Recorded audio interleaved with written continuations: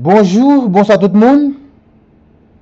Ancien président Jean-Bertrand Aristide frappé fort jeudi. Université de la Fondation Aristide, INIFA, dans le cadre cérémonie pour remettre diplôme avec Fiti médecin yo, Petitide prend la parole, il frappe très fort classe politique là. On dit, demain si Dieu veut, tu as une opportunité pour Jean-Bertrand Aristide, ta candidat. Est-ce qu'il n'a pas fait poids dans l'élection? Bref, on va arrêter là. Mais nous allons l'inviter pour nous suivre discours docteur Père Jean-Bertrand Aristide dans l'occasion côté où tu as pris diplôme avec Fiti médecin. On suit pour plus de détails. Bien avant de nous entrer, nous demandons de temps s'il vous plaît, ou même qui peut abonner. Abonnez avec nous, tant pis. Parce que sans ou même travail ça a des difficultés pour nous avancer. Merci, bonne écoute.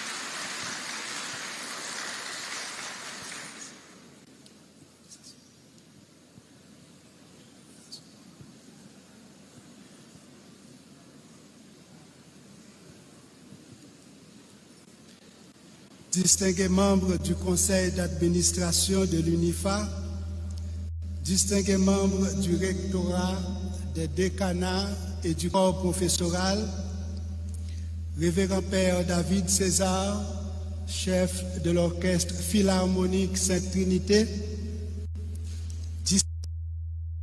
chers parents, chers amis du 11e département, très chers récipiendaires, très chers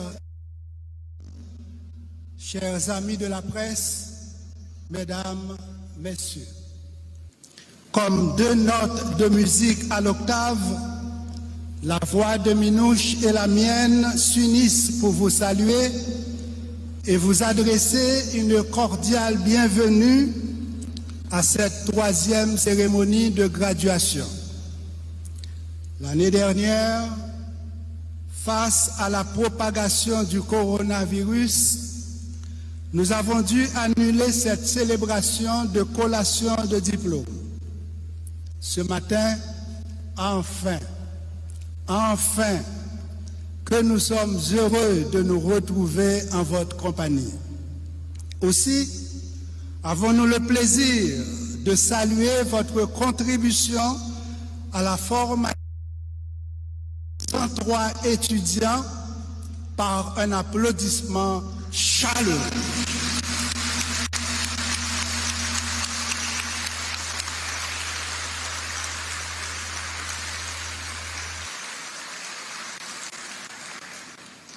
Si la passion habite près de l'amour, UNIFA habite au cœur de Minouche. Elle s'y donne avec amour et passion. Aussi, à nous de lui témoigner notre reconnaissance par ce concert d'applaudissements.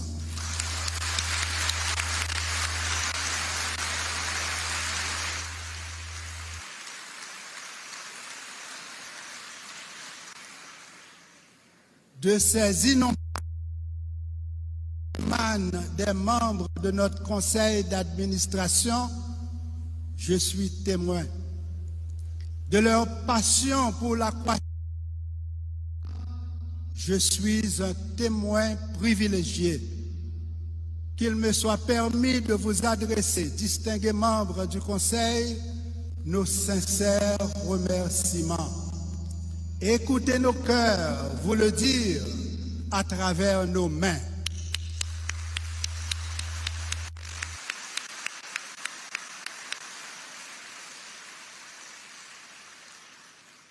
Jouissant d'une excellente réputation, les du rectorat, les doyens et les professeurs incarnent des valeurs précieuses.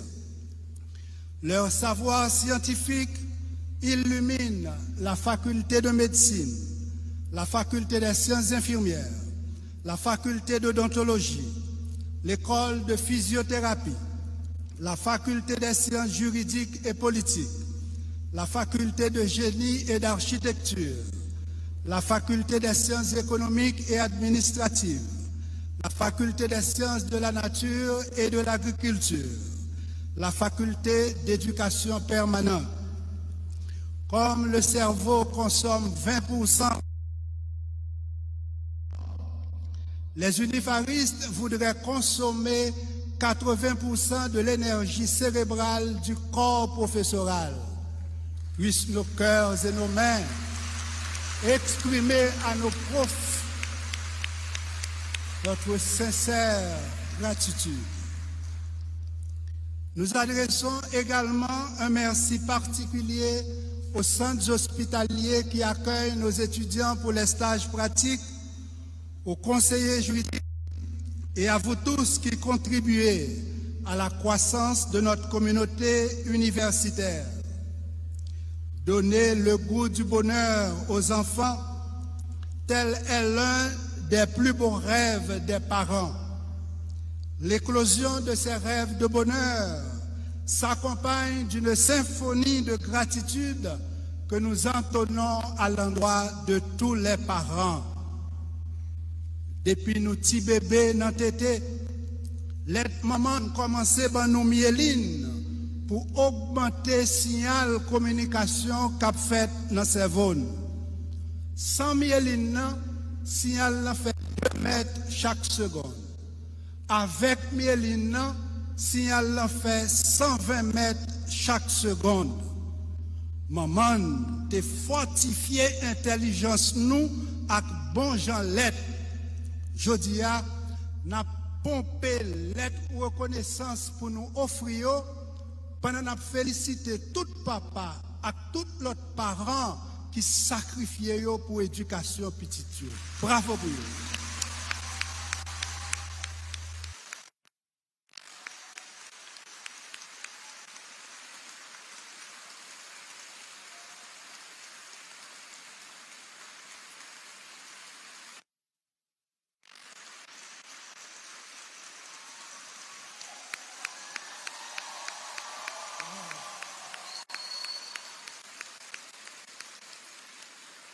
Merci.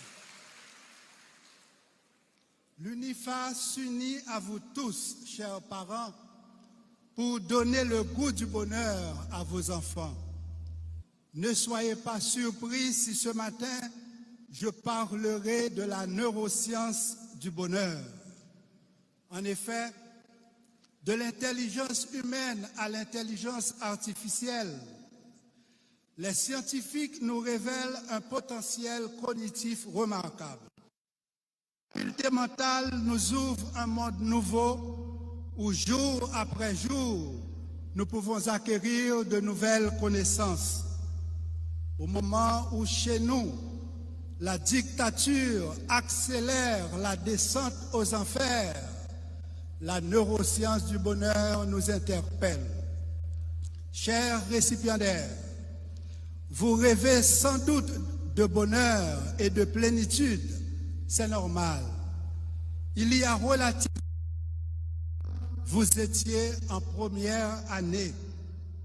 Votre intelligence et votre détermination vous ont conduit à ce sommet de gloire. Et voilà, aujourd'hui, vous terminez ce cycle d'études en apothéose. Compliments. Bravo.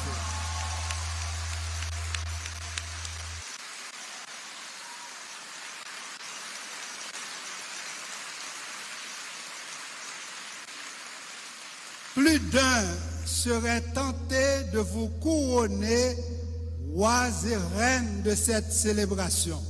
Voyons ce qu'en pensent vos parents, vos profs et vos amis. Êtes-vous d'accord? Pour? Contre? Pour?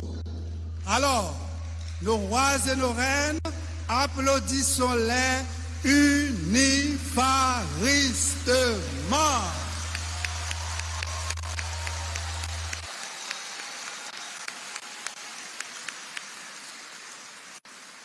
Encore une fois, félicitations à nos 397 récipiendaires, dont 32 en droit, 34 infirmières, 38 physiothérapeutes. Chers unifaristes, le bon étudiant qui rêve du bonheur aime écouter son cerveau lui dire « Sois conscient de ton inconscient ». Notre cerveau reptilien existe depuis 400 millions d'années. Chaque être humain a en lui un reptif agressif, impulsif, égoïste et sauvage, toujours prêt à s'enfuir ou à se battre pour sa survie. Fight or flight. Les fonctions vitales telles que respiration, sommeil sont assurées par cette première partie de notre cerveau. Tandis que la partie centrale, dite cerveau limbique, nos émotions depuis environ 65 millions d'années, la partie supérieure ou néocortex, siège de notre intelligence, n'a que 3,6 millions d'années. Pour être plus clair, permettez-moi de passer à la phylogénétique, ou plutôt de la phylogénétique à cette métaphore. Cerveau, c'est un couillon qui a 3 étages. Premier étage là, gagne 400 millions d'années. Deuxième étage là, 65 millions d'années. Troisième étage là, 3,6 millions d'années. Au-delà du poids de leur âge, le reptile inconscient, le cerveau limbique et le néocortex exerceront une influence décisive sur chacun de nous. Ces 3 composantes cérébrales sont inextricablement liées au secret du bonheur. Nous comprenons mieux cette chimie du bonheur en observant les mécanismes de la neuroimagerie fonctionnelle. Celle-ci, en effet, met en évidence les changements d'activité cérébrale associés à nos prises de décision, les choix rationnels du circuit cérébral de la récompense, incluant le préfrontal, le noyau accumbens et l'aire tegmentale ventrale. En général, notre cerveau se prépare à déclencher un mouvement avant qu'on prenne la décision de l'accomplir. Avant vous, et ça se passe en moins de 300 millisecondes. Les décisions sont donc prises subconsciemment, mais la conscience peut exercer son droit de veto. Chers récipiendaires, face à la tentation de placer le dollar au-dessus de l'humain, violant ainsi le serment d'Hippocrate ou l'éthique professionnelle, la science exerce son droit de veto. Face à la tentation d'être heureux en rendant l'autre malheureux, ainsi le modèle des néocolons, que votre conscience exerce son droit de veto. Avec fierté, il faut refuser d'obéir à l'inconscient colonial. Que d'hôpitaux, que d'infrastructures sanitaires on aurait pu construire avec les milliards de Petro-Caribé. Le droit à la santé est inhérent à la dignité humaine. Défendre la dignité haïtienne face à l'inconscience coloniale est un devoir de conscience. Science sans conscience est un axone sans influx nerveux. Il est temps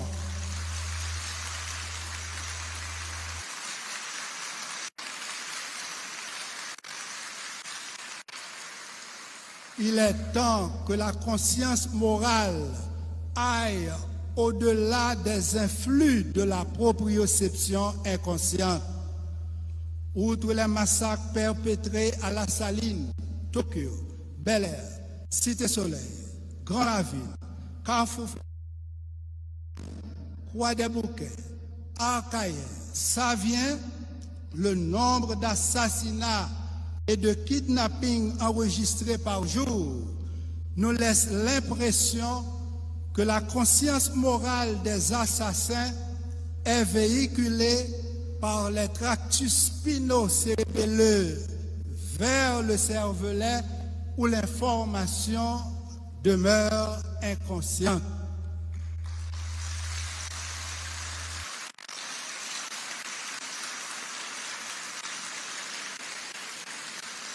Qui donc, un niveau conscience morale là tellement bas, où t'as dit information passée dans moelle épinière, vinchita des têtes là dans cervelaire ou petit cerveau, c'est un manager qui a dirigé, contrôlé tout mouvement qu'a fait. Là se trouvent des informations inconscientes. Chers récipiendaires, le physiologique nous exhorte à être conscients de notre inconscient. Chaque unifariste, la maîtrise de soi pour le plein épanouissement de ses ressources psychiques.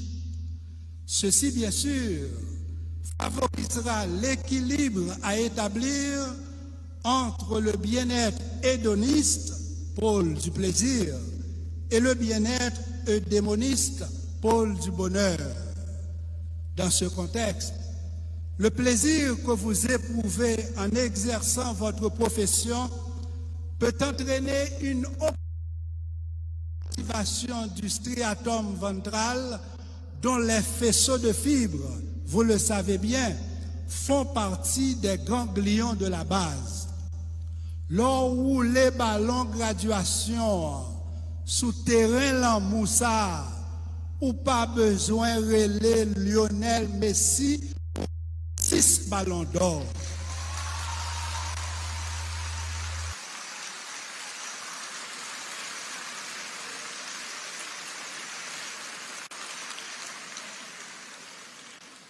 Ballon d'or pa ou yo pap soti dans FIFA, mais dans UNIFA.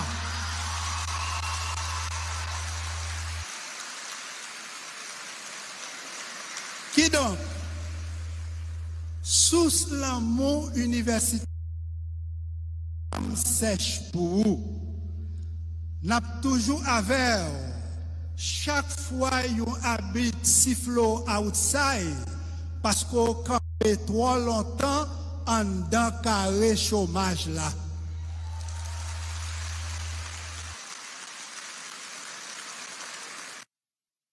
Avec leur ton habite la fin vérifier dans va.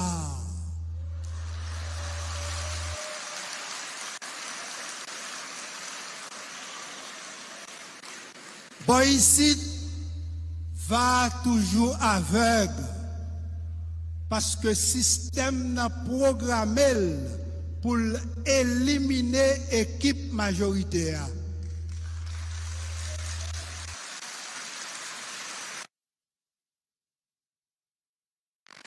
Pour nous arriver à déprogrammer l'ordinateur, ça, il faudra en vérité une révolution d'amour.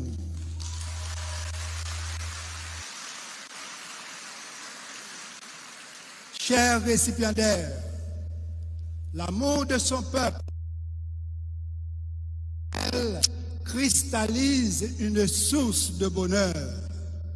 Celui ou celle qui souhaite s'épanouir pleinement éprouvera le désir de donner et de se donner. Générosité et bonheur sont corollaires. L'unifariste généreux sera heureux.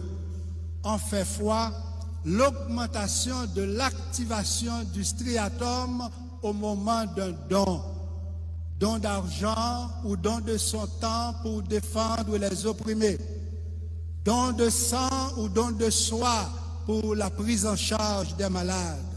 Car, chers amis, donner est plus qu'un verbe, c'est un indice de bonheur. Cette vérité est aussi le social. En 1804, cette conscience sociale s'était exprimée par la révolution des esclaves. Le réveil de cette conscience s'est exprimé par le rejet du système néocolonial. Depuis le 7 février 2021, cette conscience sociale s'oppose diamétralement à la dictature. Toujours debout, malheureusement, le tronc cérébral du système néocolonial est rongé par le cancer de la corruption. Par analogie, je disais que le tronc cérébral du système néocolonial est rongé par le cancer de la corruption. Il ne peut pas produire le taux nécessaire de sérotonine, car les noyaux du rafet ont été détruits par le poison du mensonge. Conséquence, baisse du taux de sérotonine, donc augmentation de la criminalité, désinhibition de la violence institutionnelle, irruption des instincts sauvages et des pulsions reptiliennes. Face à la multiplication des gangs et au fléau du kidnapping, l'inconscience coloniale se révèle de plus en plus toxique, d'où la propagation non du coronavirus, mais du coloniavirus.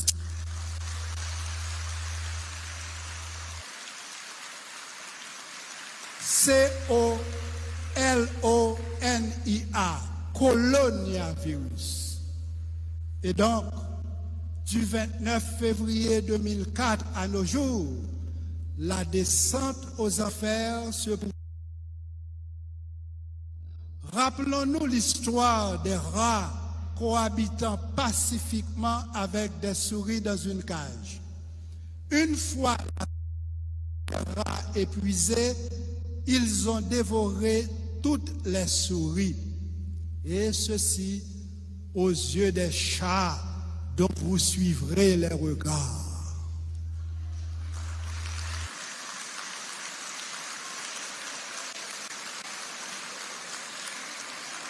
Comment éviter le pire? Comment éviter le pire? Il faut absolument passer du lock-in syndrome à une transformation du système néocolonial. Volonté Toussaint Louverture, c'est pour pays à pas traiter tout en lock dans le système esclavage là. Système esclavage ça. Article 3 Constitution 1801 t'es déjà indiqué une bonne direction pour nous prendre. Elle dit ici pas de gain esclave. Faut que tout le monde vive libre. Ici pas de gain esclave. Faut que tout le monde vive libre.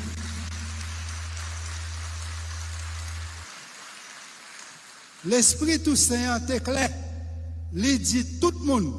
Donc, ce n'est pas seulement une petite minorité zuite qui prend prix Nobel, n'a kidnappé ni l'État, ni richesse pays, ni droit peuple haïtien gagné pour sortir dans l'enfer colonial. Ça. Majorité monde de bien dans le pays admettent que poisson corruption pourri dans tête. Majorité intellectuelle haïtienne qui vivent ici ou à l'étranger montre yo soif yo l'autre Haïti. Plusieurs millions de citoyens ici comme l'autre bord de l'eau déjà mandé pour chaudière corruption chaviré.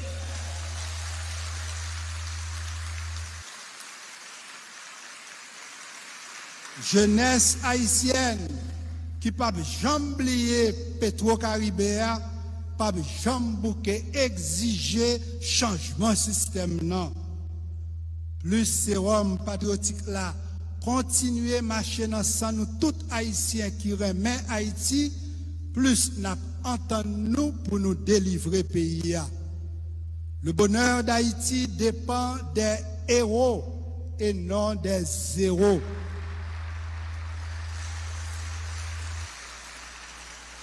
Les zéros adorent la dictature. Les héros préfèrent la démocratie.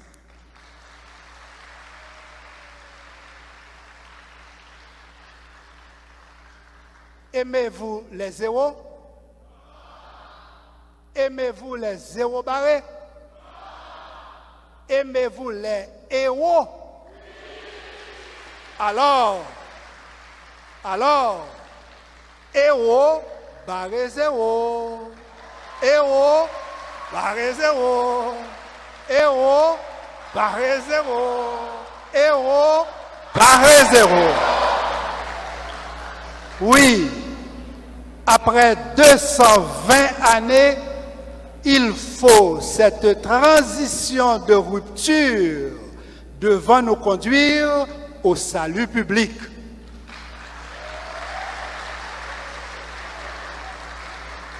Salut public pour le bonheur de tous les Haïtiens et de toutes les Haïtiennes.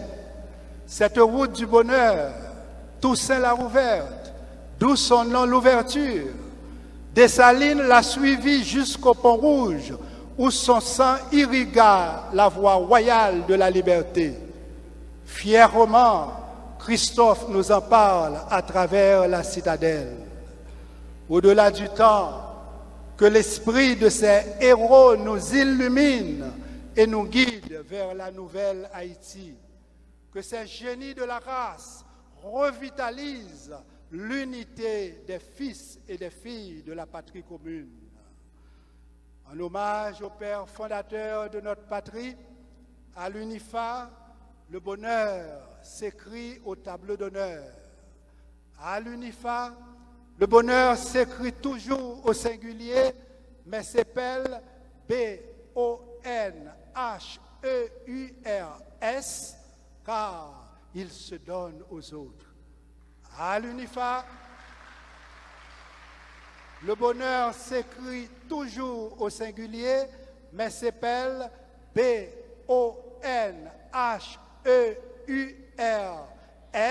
car il est amoureux du pluriel.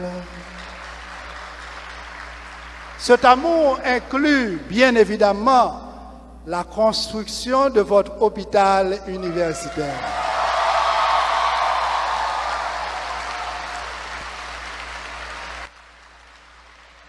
Achevé à 90%, votre hôpital de 5040 mètres carrés, bientôt, vous ouvrira les portes de son cœur. Enfin, chers récipiendaires, que les ondes de bonheur générées par votre graduation se propagent à travers le pays et la diaspora haïtienne. Que les cellules gliales de votre alma mater demeurent cette source où vous puiserez la myéline du bonheur. À vous tous que j'aime beaucoup, succès, bonheur et beaucoup d'amour. Merci.